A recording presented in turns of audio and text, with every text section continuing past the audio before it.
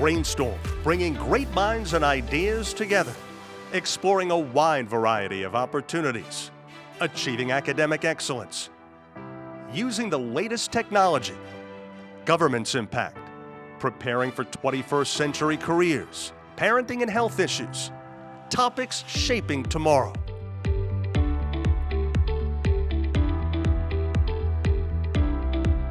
Brainstorm with Lisa Willever, bringing great minds and ideas together. Hi, welcome to Brainstorm. I'm Lisa Willever, and today we're learning about global education. Before we begin, let's learn a little more about our topic. If learning is about broadening horizons, expanding perspective, and embracing new experiences, then it only makes sense that teacher preparation should broaden horizons, expand perspective, and provide new experiences. One way to accomplish all of that and more is through a global student education program. Joining me today, I have two very special guests. I have Eileen Hetty and I have Stuart Carroll, both from the College of New Jersey, and I am very interested in what you are going to share with us about global education, especially because I have a child who's in college right now, so that is something that could be a possibility. So can you tell me a little bit about your educational background before we begin?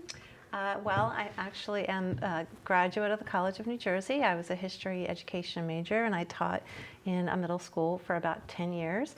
And then I moved to higher ed, and I've been at TCNJ for about 17 years now. Oh, wonderful. Okay. Stuart, how about you? Well, I'm originally from Western Canada, so I have my education degree from there. I was an elementary school teacher in Canada. Okay. Then I moved to Israel. And I lived and taught in Israel for 8 years, mostly teaching English as a foreign language, in sort of all grade levels. And then I came to the United States and actually did my master's through Trenton State College, really? Which had a program over in Israel. So I went through that international overseas program. And I got involved with the college, got to know it, and I started working with the overseas programs. I ran the program in Israel one summer. Then I started to run our programs over in Mallorca. I came to the States, did my doctorate, ended up at, by then Trenton State College had become the College of New Jersey. It had changed its name by then. I ended up working in the Department of Elementary and Early Childhood Ed, and have been involved with the global programs ever since. So you both know nothing about this topic. That's a wonderful background. I'll share a little secret. I also went to Trenton State College, and I was an elementary education major. I was selected and scheduled to go to England, Lincoln, England, for student teaching, and we were, I believe, the only class that was canceled. It was the night before the Gulf War, the first Gulf War, and we were packed and ready to go, and it was heartbreaking because I know what an amazing experience it is. So for the people at home who are watching, who may hear the words global education and might be puzzled at first, because if you're not in the world of education, it may sound like learning about the world, learning about other countries. And so why don't we explain, do you want to start and just tell us what is global education? Well, I mean, one idea, one possibility for global education is learning about the world. But in terms of producing people who are globalized or have a more global perspective, I mean, we're thinking about a lot of possible overseas opportunities, or opportunities to work with kids in other countries, whether they be the natives of those countries or American kids abroad. Okay. And we work with all those populations. But there also is the idea of globalizing the campus, so to bring more opportunities to get to know the world to the campus. So it's a big Wow. Now, area. you're in charge of the student teaching portion of it. So you have students who are going through the education program, teacher preparation, and at some point they decide, this is something I want to do. What are some of the countries that they can visit? They can visit mostly European countries, the Netherlands, Italy. We have a lot of student interest in Italy because we have a lot of students of Italian descent. Austria, Finland, and then South Africa and Bangkok, Thailand. And now, if a student wants to do that, is it just a portion of their student teaching experience? Because that's an entire semester, correct? Right. So they spend the first half of their student teaching semester abroad in an international school, where everything's in English, the instruction is in English, the students are fluent in English or learning to be fluent in English, or they might be native speakers themselves. And so the students are there for 8 weeks, and then they come back to New Jersey and they complete the rest of their student teaching in a New Jersey or Pennsylvania school. So they're really getting the best of both worlds. They're getting the student teaching here where they will be teaching, but they're also getting that abroad experience. That's wonderful. I would imagine it's very competitive. How is the competition for these spots? It can be competitive, but we get really strong students in general at our institution. So the students that apply for this program in particular, kind of by self-selection, tend to be pretty strong. You know, they're willing to take the risk, willing to travel, you know, out there on their own. Now, do you also deal with the graduate students? It's not just student teaching, correct? It's also graduate students? Well, the programs that I work with are graduate level, either certification or master's degree programs. And we draw on a mix. We bring students from New Jersey or from anywhere in the States can come to our summer sites. So we have a site in Mallorca, Spain. We have a site in Bangkok, Thailand. And those are our two big sites. We also offer a school counseling program in outside of Lisbon, Portugal. So we do bring quite a few students from campus to there, but also those sites are serving expatriates who live overseas and don't have another way. Well, they may have some online options, but if they want to have an actual face-to-face learning experience, the summer is their time. So these summer programs serve a mixed population of students from the States and students not just, when I say expatriate, I mean a lot of Americans, but Canadians, Brits, and others who all come to Mallorca and Bangkok or Lisbon and study together. Okay.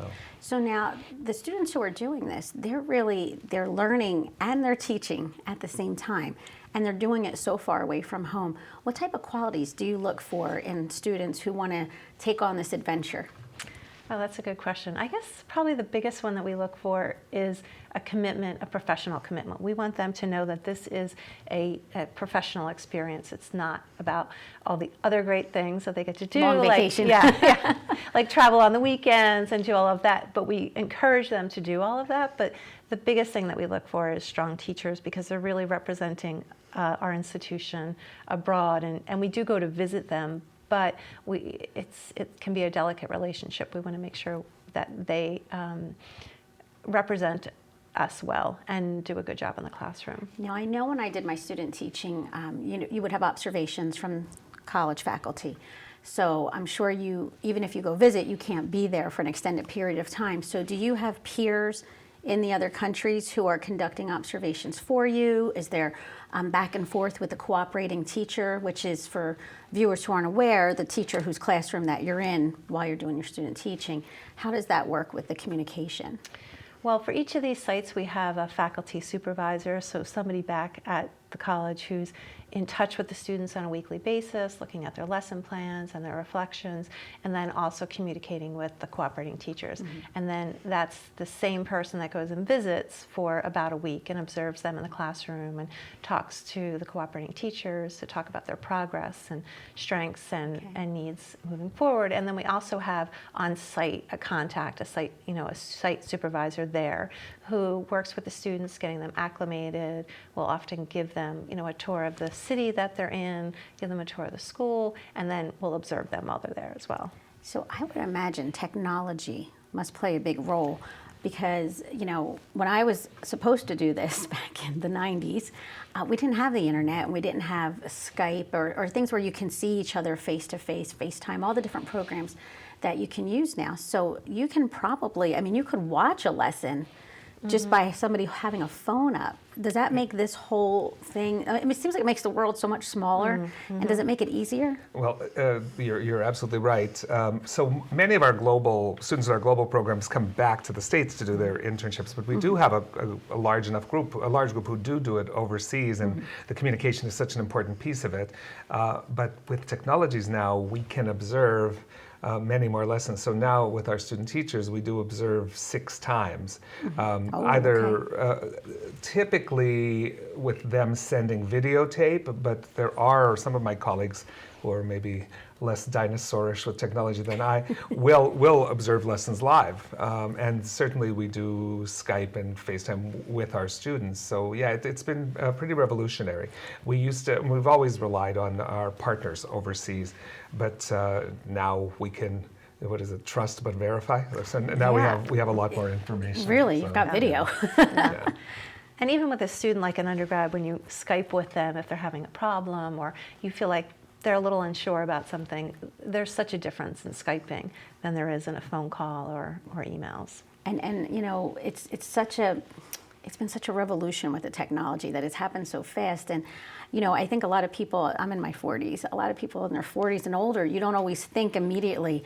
You know, my son had a hockey game and I was home with my other son who was sick and it was a big playoff. And by the third period, my daughter texted me. She said, "Do you want me to show you the game?" And like just held her phone up so I could watch the, like, why don't we do this from the beginning? But it's not something everybody thinks about right away. It's still so new for people who are not teens and in college. How are the other countries, though? I mean, is their technology comparable with ours? Are they able to do all the things that we're doing here?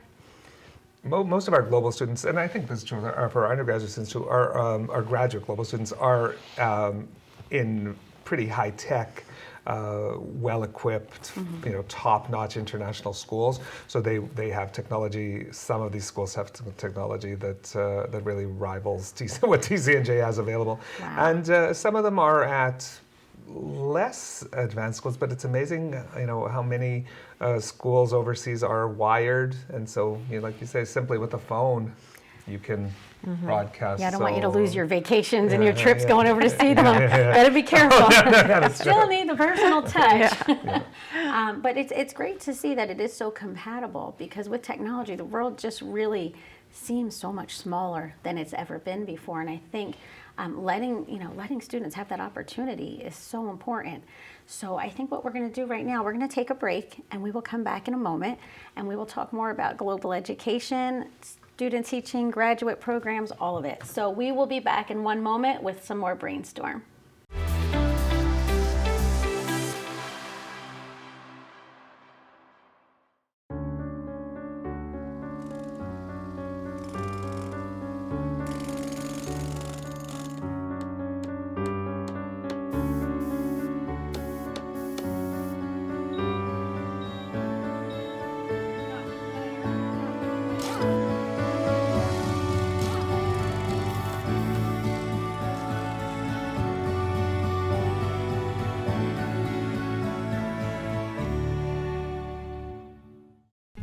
Everything starts out small. The things that hurt us, they all start from somewhere.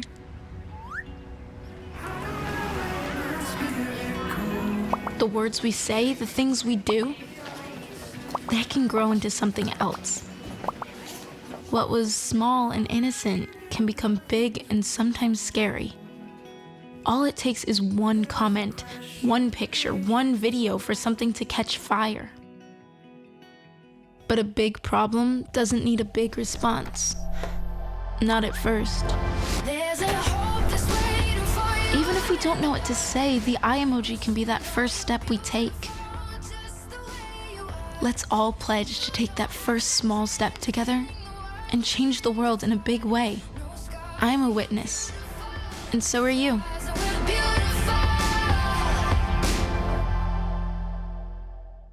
There are 16 million children struggling with hunger in America. This is a serious problem, but one we can solve. Visit feedingamerica.org to help. Together we can solve hunger. Together we're feeding America. We just finished dinner and it was time for homework. He hates homework. I know he's bright. Why is it so hard for me? He's just gotta I'm trying as try a hard little as harder. I can. 1 in 5 children struggle with learning and attention issues. Go from misunderstanding to understood.org.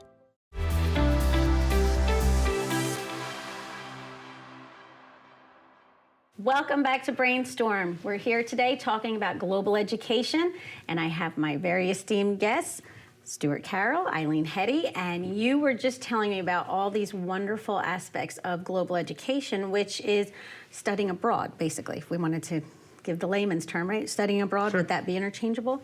Okay, so if you're a student and you're interested in studying abroad, it's Probably sounds very exciting in the beginning, but then you probably have a million questions, and I'm sure you get bombarded by students who keep thinking of more questions. I would think one of the first questions they have is, where do I stay? Am I living with a family? Am I in a dorm? Am I in an apartment or a hotel? You know, you're there for 6 weeks. So, or is it 6 weeks? It's 7 or 8 weeks. 7 or 8. Okay, so 7 or 8 weeks. Where are you staying? Well, it's funny because we were just talking about technology, and that's been a big change for these students too in this program over the past couple of years, because now with Airbnb, it's so easy for them to find a place online before they go. You know, previously we would have our contacts at each school help to find an apartment, and they still help. You know, a lot of times the students are so anxious to find where they want to live and do that research that they find a place fairly quickly, and then we ask our partners abroad to just kind of take a look at it, tell us what they think about the location, the price, things like that. Okay. Yes, students were coming for the summer to either Mallorca, Spain, or Bangkok, Thailand. It's similar, and it's changed so much because I can remember spending hours and hours. Now it's graduate students, so they take care of their own housing. We're not taking care of them, but you know, it used to take a lot of advice and a lot of recommendations, and a lot of them stayed at hotels, which often weren't very nice because what kind of hotel are you going to stay at for 6 weeks that's affordable? Yeah. But Airbnb, and then for Spain, there's a site easypiso.com. They've just changed the world. I mean, students can make those arrangements for themselves, and we tell them, you know, they can map for themselves and figure out if it's close enough. They can figure out if there's a bus route. Yeah. So it's really 10 years ago, changed, you would have mentioned that, and they would have said, "What are you talking about?" And Yeah. now it just keeps getting more and more easy. How beneficial is studying abroad? What are some of the things that you see? I'm sure they change so much in that small 8-week window. There's probably so many changes. What are some of the changes you notice in your students?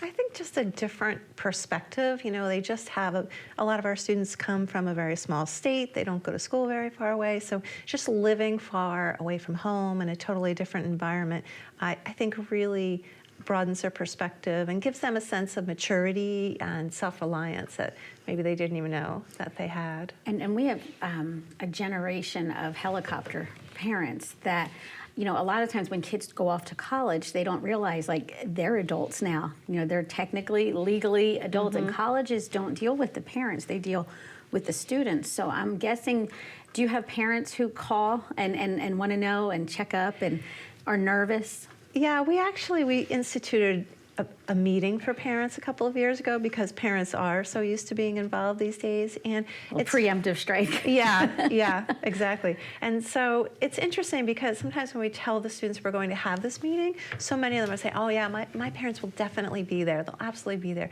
But when it comes to the reality of them driving, you know, an hour or two during the week to come to this meeting, you know, and the students at that point are seniors, so they've had some time to kind of ease into letting go a little bit. We don't get a huge turnout at that meeting, but we do get several parents, and I think they just like to be reassured that there's protocols in place, that there's people in place. Support, really. Exactly, right? Yeah. That we have support abroad, and the schools that we work with abroad are really tremendously supportive of our students. You know, they watch out for them, and they really help them, not just while they're at the schools, but outside of the schools as well. Now, you mentioned something about, you know, a lot of times kids come from a small state, and across the country, no matter what state you're in, we don't travel internationally like other countries do. And I think part of that is because in Europe, it's almost comparable to traveling in the US, going state to state, and it's much closer, and you have a lot of land borders.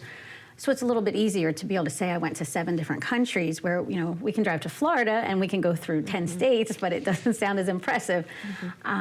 Do you see the kids, you know, really taking advantage when they're over there of the downtime and the weekends? And do they get 1 week where they're just allowed to travel, or is there some time built in? Yeah, they can go early and travel for a week or 2 or even more, and then most of the schools have a week off in the time that they're there. They have a February break, or they have some type of a long weekend in the fall for some type of a fall break, and they do really take advantage of that. Some students go every single weekend. They go to a different country, and some maybe go every 3rd weekend.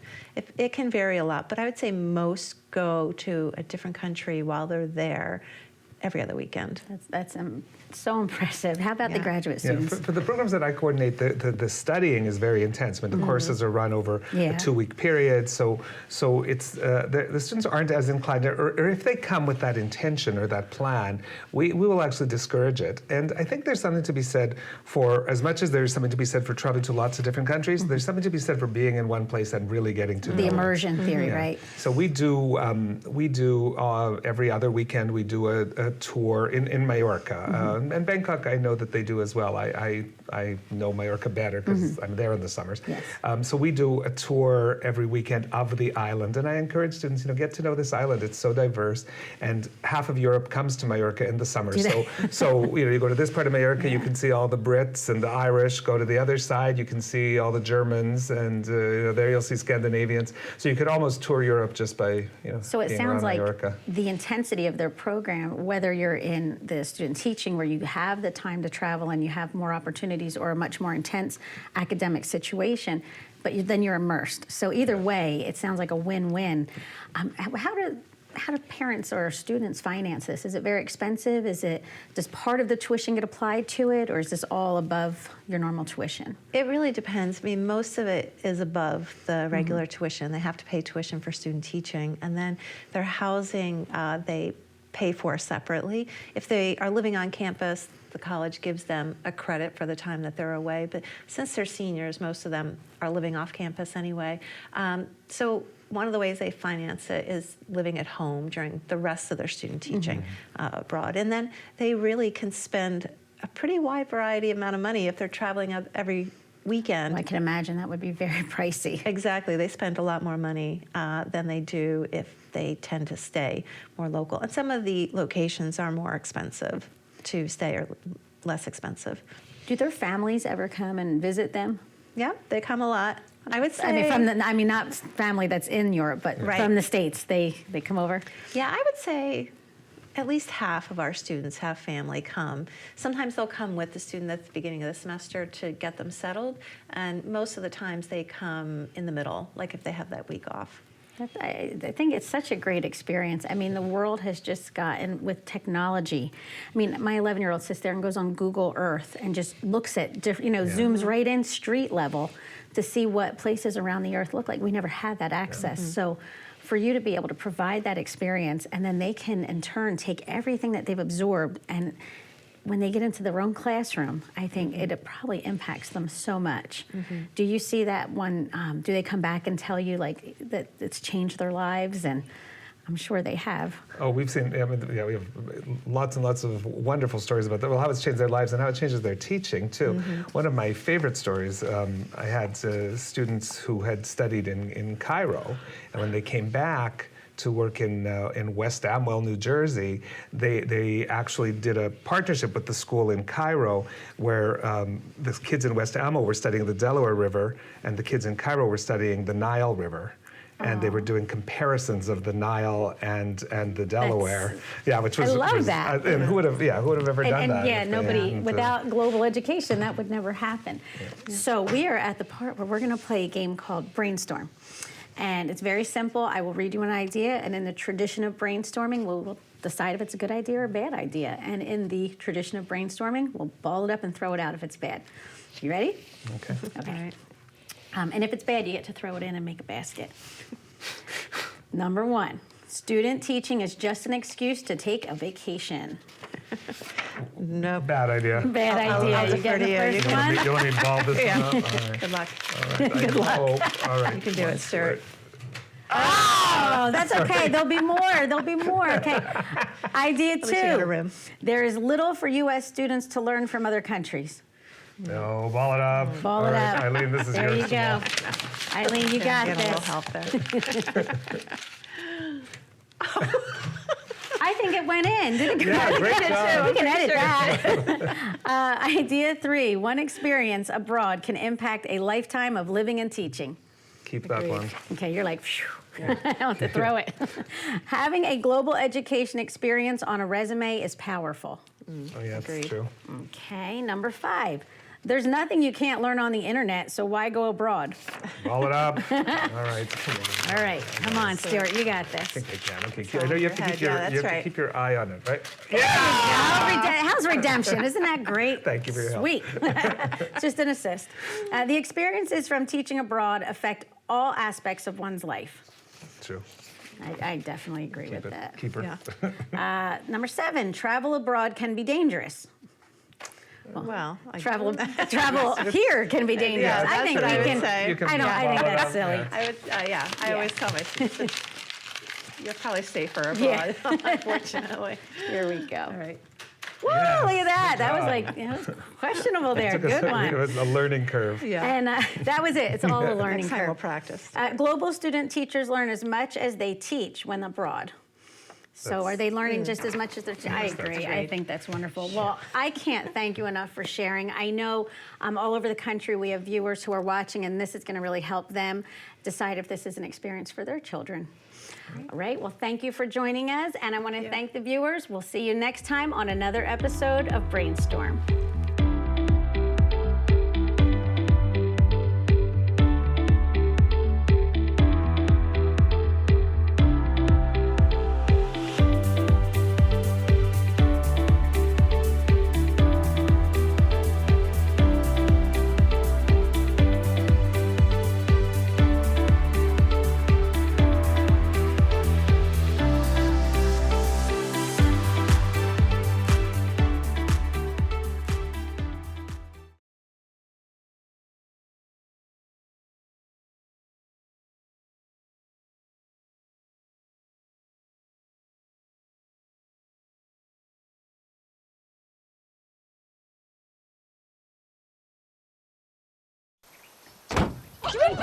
They'll test you. Try to break your will. But however loud the loudness gets, however many cheese puffs may fly, you're the driver, the one in control. Stand firm. Just wait. And move only when you hear the click that says they're buckled in for the drive. Never give up till they buckle up. Why don't you ever see elephants hiding in trees? Because they're really good at it.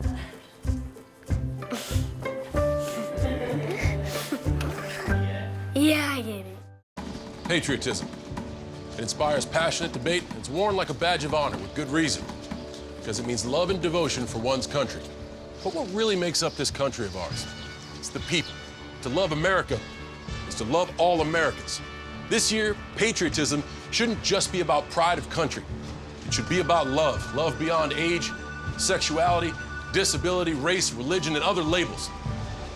Because love has no labels. They call me Maxie, but I prefer tripod. I was your above-average four-legged homie, and then wham, bam, minivan. Some people pity me. Now that's lame. I still run, fetch, and swim. And the ladies love me. I'm the ultimate wingman. Just don't ask me to high five.